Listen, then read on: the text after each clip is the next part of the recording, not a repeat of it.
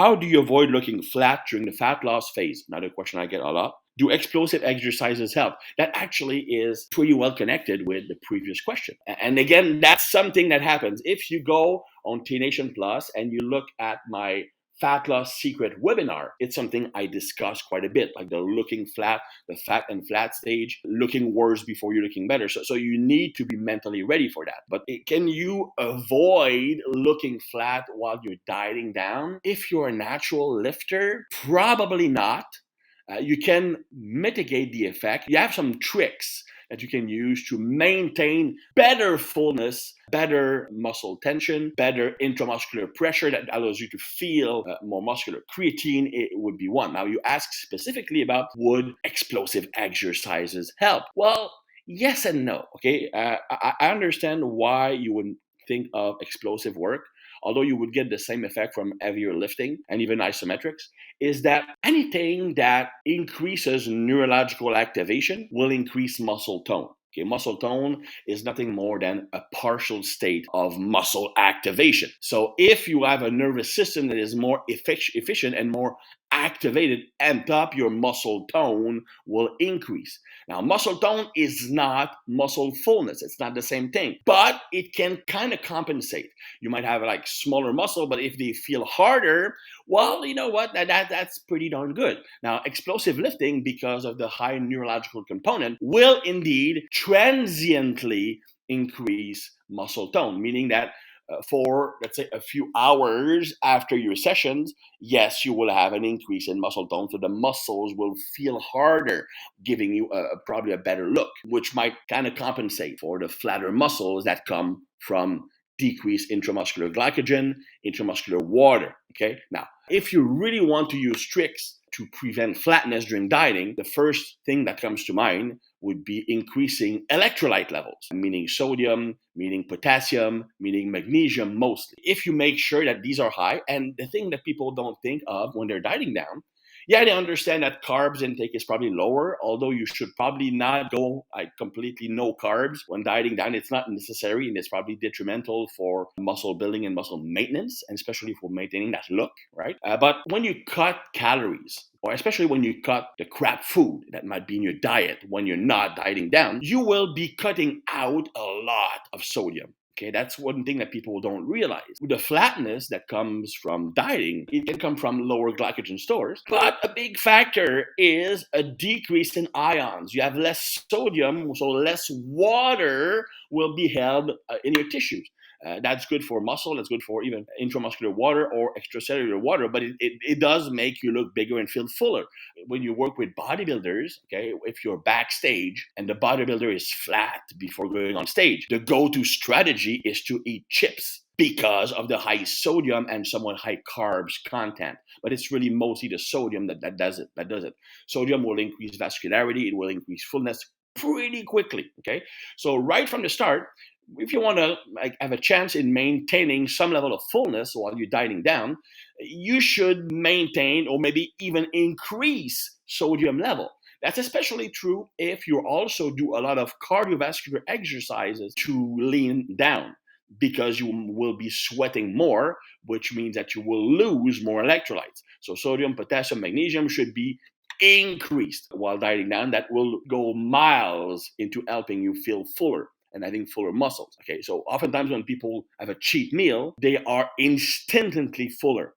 And yeah, I understand that the cheat meal likely has carbs and fats and whatever, but normally they get that full look before the body can actually transport those nutrients into the muscle. I mean, if I'm eating a cheat meal, it takes more than 15 minutes to digest the carbs, absorb the carbs, and release insulin and shuttle everything to the muscles. It takes some time. It's longer than that.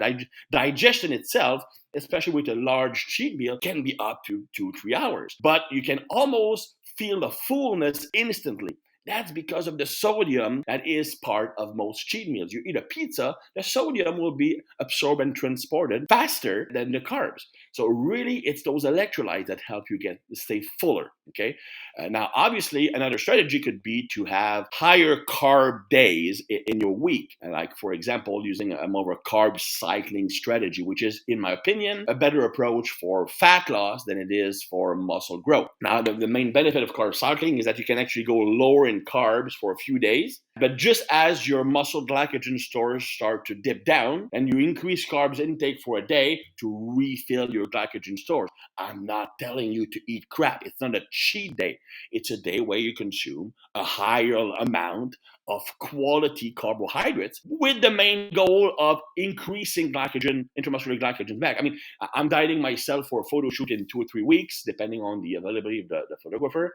But I was having one of those days. Monday, I was flat as a pancake. Like, seriously. I mean, I know I'm getting leaner because my abs veins are showing up, but I look dramatically smaller. Like, I lost my shoulder caps, I lost my traps, which almost never happens unless I'm super depleted. So I made the decision that I'm going to have a carb up meal at the end of Monday. And I had around 250 grams of carbs and rapidly absorbed carbs. I mean, if you do a carb up, if you have no fats, and you're depleted, doesn't matter if they're fast carbs or slow carbs. It really doesn't matter at all. And the next day, I looked like $1 million, like 10,000 times better.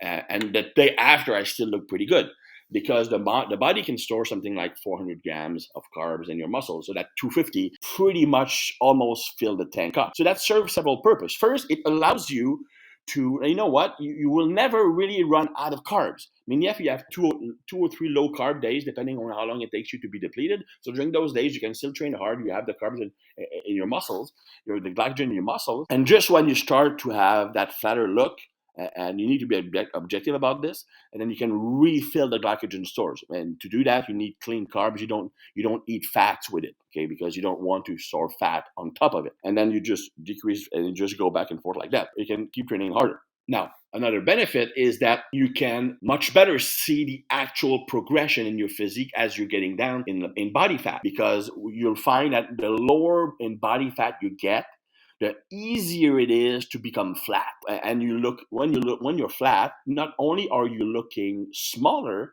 you're actually looking flatter because the muscles are not pushing against the skin as much. So it doesn't create as much definition or that 3D look. Okay, that makes you look lean and separated. So by filling up glycogen stores, it inflates the physique and it shows you what you really look like. So psychologically, but also from a planning perspective, that's a good strategy. So really, when we're talking about maintaining fullness, it's mostly first about maintaining high level of electrolytes. In fact, if you're dieting down and you find that you have brain fog and you have headaches, most people assume that it's because of lower carbs or too low calories. In reality, it's because you don't have enough electrolyte. For example, those who go on a keto diet, they have what's called the keto flu the first 2 or 3 weeks. You literally feel like you have the flu, brain fog, mood swings, hard time focusing, no energy. And they think, oh, that's because my body is adjusting to using fat for fuel. No, it's because you basically not holding any electrolytes. Add electrolytes in and it's going to fix that instantly.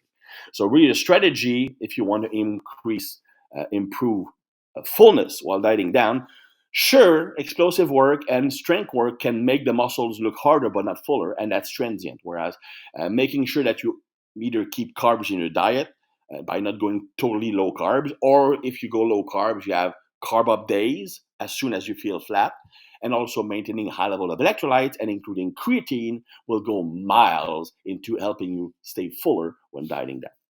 If you enjoyed this information, hit that like button to let us know. Plus, if you never want to miss another T Nation video again, hit subscribe and that little notification bell right next to it.